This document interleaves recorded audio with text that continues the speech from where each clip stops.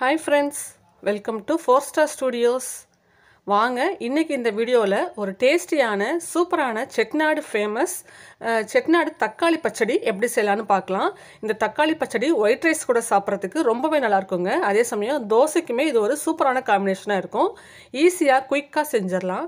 இப்போ பாருங்கள், இந்த தக்காளி பச்சடி செய்கிறதுக்கு ஒரு பாத்திரம் எடுத்துக்கோங்க. அதை ஹீட் பண்ணிவிட்டு அதில் ஒரு 4 டீஸ்பூன் எண்ணெய் சேர்த்துக்கோங்க. எண்ணெய் ஹீட் ஆனோடனே ஒரு 1/2 டீஸ்பூன் கடுகு, 1/4 டீஸ்பூன் வெந்தயம், 1/2 டீஸ்பூன் அளவுக்கு சீரகம் சேர்த்து தாளிச்சுக்கலாம். இது மூணும் நல்லா பொரிஞ்சு தாளித்த பிறகு கொஞ்சமாக கருவேப்பிலை சேர்த்து தாளிச்சுக்கலாம்.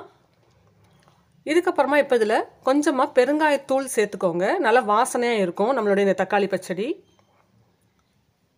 இப்போது கட் பண்ண பெரிய வெங்காயம், நல்லா ஒரு பெரிய சைஸ் பெரிய வெங்காயம், 2 பச்சை மிளகாய் கட் பண்ணி சேர்த்து நல்லா வதக்கிக்கலாம். வெங்காயம் ஓரளவுக்கு கலர் மாற வதங்கினா போதும்.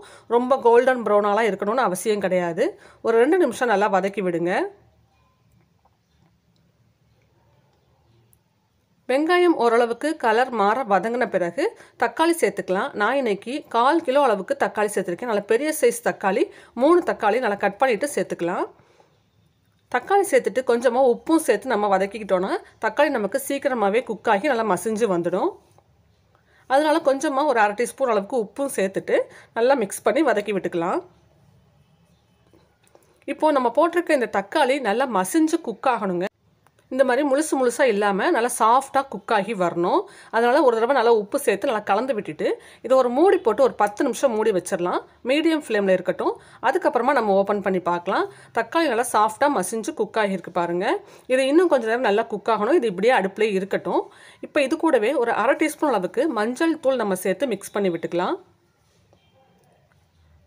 காரத்துக்கு ஒரு 1 டீஸ்பூன் அளவுக்கு தனி மிளகாய் தூள் சேர்த்துக்கிறேன். சாம்பார் தூள்லாம் சேர்க்க வேணாங்க, தனி மிளகாய் தூள் சேர்த்துக்கோங்க. ஏற்கனவே நம்ம 2 பச்சை மிளகாய் சேர்த்துருக்கோம். உங்கள் காரத்துக்கு தகுந்த மாதிரி கூடவோ குறைச்சோ நீங்கள் சேர்த்துக்கலாம். நான் இன்னைக்கு 1 டீஸ்பூன் சேர்த்துருக்கேன். இது மிதமான காரமாக தான் இருக்கும். இப்போ மஞ்சள் தூளும் மிளகாய் தூளும் சேர்த்துட்டு நல்லா ஒரு தடவை கலந்து வதக்கி விட்டுக்கலாம். இப்போ இந்த தக்காளி பச்சடியில் சேர்க்குறதுக்கு 100 கிராம் அளவுக்கு துவரம்பருப்பு எடுத்து அது நனைகிற அளவுக்கு தண்ணி சேர்த்து நல்லா 4 விசில் கொடுத்து வேக வச்சுருக்கேன். அந்த துவரம்பருப்பு வெந்த தண்ணியை மட்டும் முதல்ல இப்போ நான் சேர்த்துக்கிறேன். சேர்த்து நல்லா கலந்து விட்டுட்டு ஒரு 2 நிமிஷத்துக்கு நல்லா கொதிக்க வச்சுக்கலாம். இந்த மாதிரி தண்ணியை சேர்த்துட்டு நம்ம 2 நிமிஷம் நல்லா ஓப்பன் பேன்லேயே வச்சு கொதிக்க வைக்கும் போது அந்த மிளகாய் தூள் மஞ்சள் தூளாக நம்ம சேர்த்துருக்கோம் இல்லையா, அதில் இருக்க பச்சை வாசனைலாம் நமக்கு ரிமூவ் ஆகிடும்.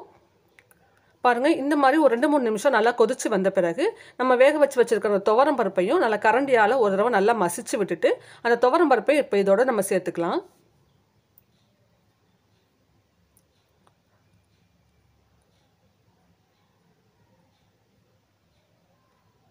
நல்லா மசிச்சுட்டு இந்த துவரம் பருப்பையும் சேர்த்துக்கோங்க. துவரம் பருப்பு சேர்த்து நல்லா கலந்து விட்டுடலாம். இது இதுக்கு மேலே ரொம்ப தண்ணியாக இருக்கக்கூடாதுங்க. பாருங்கள், இந்த மாதிரி ஒரு கன்சிஸ்டன்சியில் தான் இருக்கணும். அப்போ தான் டேஸ்ட் நல்லாயிருக்கும். ரொம்ப தண்ணியாக சாம்பார் மாதிரிலாம் இருக்கக்கூடாது. கொஞ்சம் திக்காக தான் இருக்கணும்.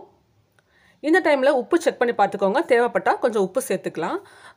துவரம்பருப்பு சேர்த்துட்டு ரொம்ப நேரம் கொதிக்க விட தேவையில்லை. ஒரு 2 கொதி வந்த பிறகு நம்ம ஸ்டவ்வை ஆஃப் பண்ணிடலாம். ரொம்ப டேஸ்டியான தக்காளி பச்சடி செட்டிநாடு ஸ்டைலில் சூப்பராக ரெடி ஆயிடுச்சுங்க. இட்லி தோசைக்குமே ரொம்ப நல்லாயிருக்கும். தோசையோட ரொம்பவே நல்லாயிருக்கும். சொல்லப்போனால் குறிப்பாக தோசையோட ரொம்ப நல்லாயிருக்கும். அதே சமயம் ஒயிட் ரைஸ் கூடயும் நீங்கள் சுட சுட சேர்த்து சாப்பிட்லாம். ரொம்ப டேஸ்டியாக இருக்கும். ட்ரை பண்ணி பாருங்கள். இந்த வீடியோ உங்களுக்கு பிடிச்சிருந்ததுன்னா லைக் பண்ணுங்கள், ஷேர் பண்ணுங்கள். நம்ம சேனல் 4-Star Studios-ஐ சப்ஸ்கிரைப் பண்ணி வச்சுக்கோங்க. தேங்க்ஸ் ஃபார் வாட்சிங்.